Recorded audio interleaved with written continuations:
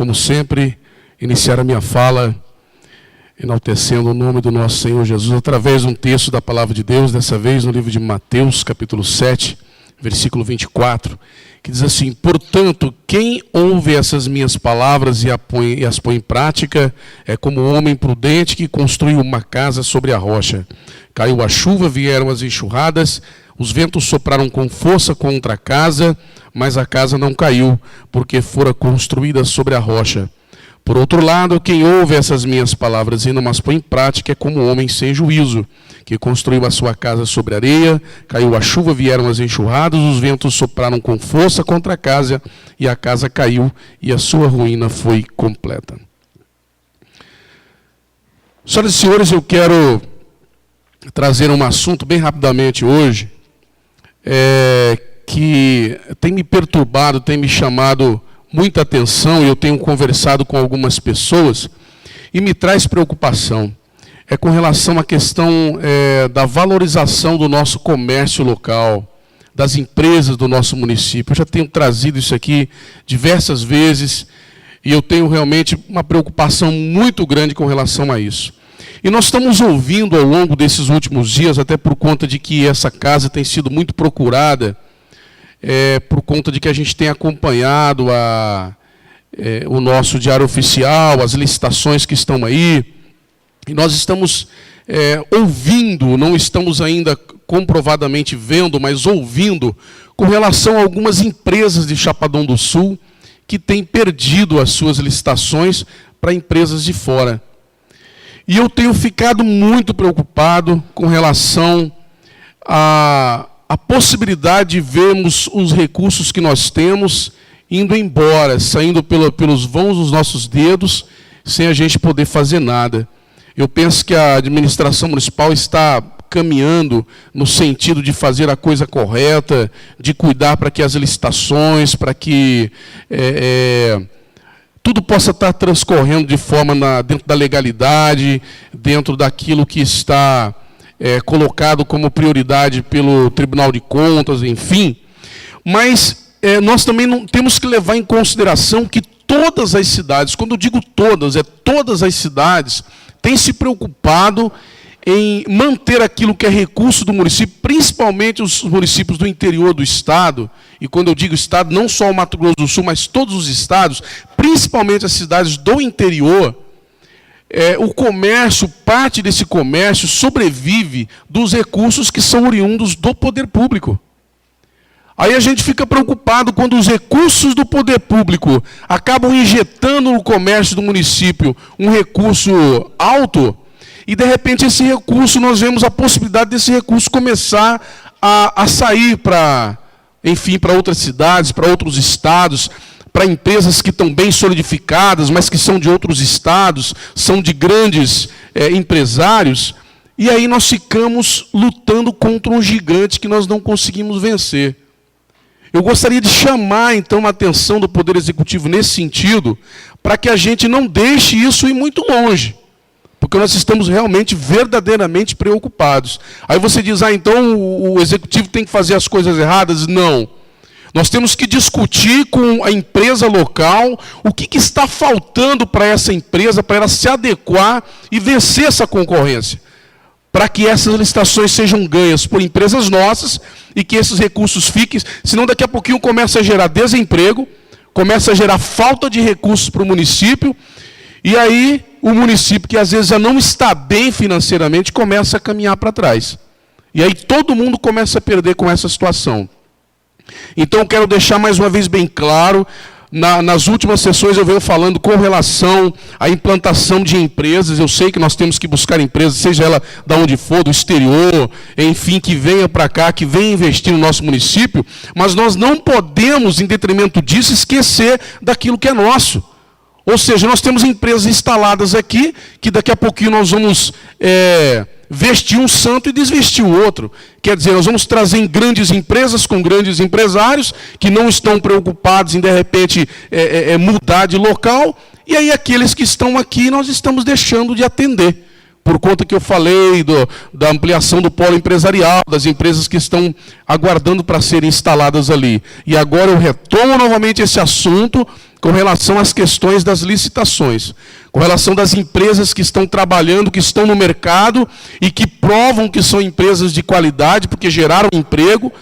Eu posso citar aqui 50 empresas de Chapadão do Sul que cresceram, né, pelo tempo que eu estou aqui, senhores vereadores. Eu gostaria que os senhores trouxessem isso à memória.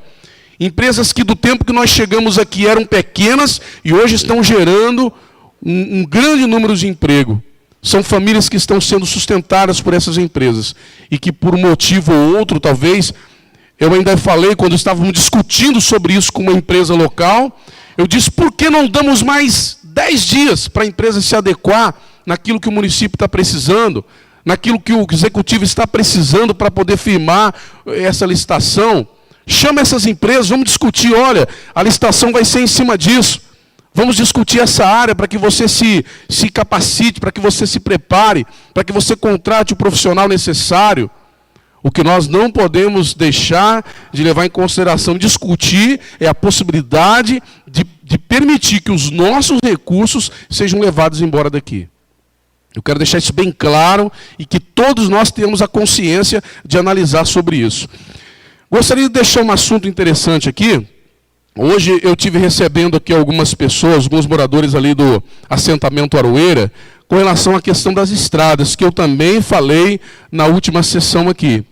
Agora está um momento bom para cuidar das nossas estradas. Eu sei que nesse momento agora todo mundo quer essa atenção, mas nós sabemos que aqueles moradores ali daquelas regiões, eles precisam, nesse período, principalmente nesse período, se locomoverem rápido. E aí as estradas muitas vezes estão em situação ruim e essas pessoas ficam... o automóvel que tem, que às vezes já não é de muita boa qualidade, acabam se acabando por conta de que as estradas às vezes não estão assim de boa qualidade. Então eu quero chamar mais uma vez a atenção com relação a isso. E eu sei que eu tenho muitos assuntos, mas eu não poderia deixar, senhores vereadores, de trazer um assunto que foi destaque no Portal Terra dessa semana.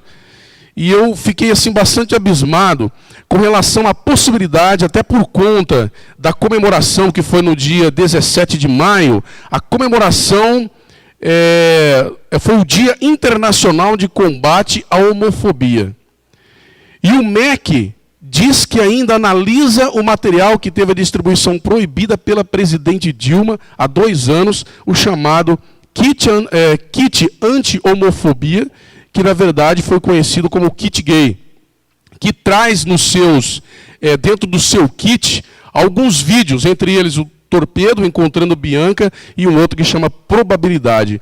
E me chamou muita atenção por parte do criador desse kit, o senhor José Zukinski, que era o responsável pela criação desse kit chamado Kit Gay, e ele que no seu pronunciamento, quando ele foi, na verdade, a única coisa que esse senhor José Zukinski fez foi entrar no MEC, no Ministério da Educação, promover esse kit e logo ele foi mandado embora. E a presidente Dilma, quando assumiu a presidência, não o recontratou mais, porque certamente foi um incompetente no seu trabalho. E ele diz agora, eu já tinha saído do MEC quando a presidente vetou o kit, mas foi uma decepção. Aquilo que era um trabalho de anos já havia sido licitado, pago, e agora não saber o que fazer com esse material é, no mínimo, um desrespeito à população, afirma o professor, fazer referência ao montante de cerca de 1.800.000 gasto para produzir esse chamado kit gay. Agora, ele disse que ele acha, no mínimo, um desrespeito à população.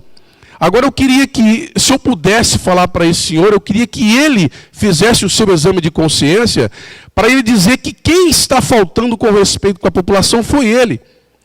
Por conta dele criar um material, não consultou ninguém, gastou-se um horror em dinheiro público e depois o material foi vetado. E nós estamos vendo escolas públicas por aí com falta de merenda escolar, com falta de material, e esse senhor joga esse dinheiro fora e depois diz que é uma falta de respeito o que a presidente Dilma fez. Por conta, e ele diz aqui que foi por conta de uma bancada evangélica e católica, que ele chama de Ele, enfim, ataca a bancada evangélica e a bancada católica, chamando de fundamentalistas, enfim.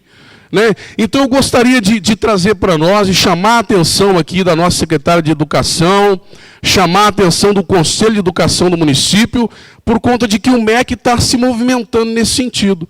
Aí pega um material que não serve para ninguém. Eu não estou aqui contra a preferência sexual, seja ele de qualquer pessoa. Agora, em detrimento da minha preferência sexual, eu levar isso para as escolas, para incentivar isso nas escolas, ou seja, escola não é lugar de incentivar ninguém à prática sexual, seja ela qual for, heterossexual, homossexual, infantil, enfim. Escola é lugar de se aprender a ser um ser humano de respeito, de conhecimento. Agora, usar a escola para incentivar a prática sexual ou a prática homossexual, isso não é um objetivo, gastando um rio de dinheiro sem trazer essa discussão para ninguém. Ou seja, e aí depois diz que a bancada evangélica e a bancada católica não tem a liberdade, não tem a possibilidade de trazer essa discussão. Quer dizer, é faltar o respeito com duas bancadas e com duas comunidades que precisam ser respeitadas.